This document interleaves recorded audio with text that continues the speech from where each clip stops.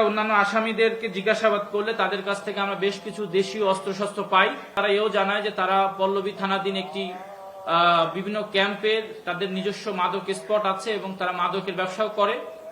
এরই পরিপ্রেক্ষিতে 4 নম্বর আসামি আরমান ওরফে বাবা আরমান, ওকে নিয়ে আমরা ওর বাসায় অভিযান পরিচালনা করি এবং সেখানে অভিযান পরিচালনা করে আমরা কিছু মাদক এবং ফেন্সিডিল এবং মাদক বিক্রির কিছু টাকা আমরা ও নিজেই আমাদেরকে বের করে দেয়, যা আমরা উপস্থিত লোকজনের সহায়তায় সাক্ষীদের সামনে আমরা জব্দ করি। এই আসামিদের জিজ্ঞাসাবাদ করে এবং তাদের পিসিপিআর ঘেটে আমরা দেখেছি যে তাদের বিরুদ্ধে ইতিপূর্বে অনেক ছিনতাই এবং মাদক মামলা রয়েছে। তারা চিহ্নিত অপরাধী এবং তারা একই সঙ্গে ছিনতাই করে গভীর রাতে এবং অন্যান্য সময় তারা মাদক ব্যবসার সঙ্গেও জড়িত।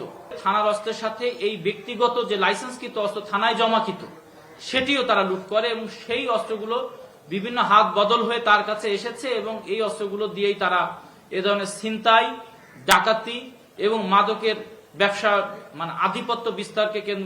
আধিপত্য বিস্তারের জন্য তারা ব্যবহার করছে।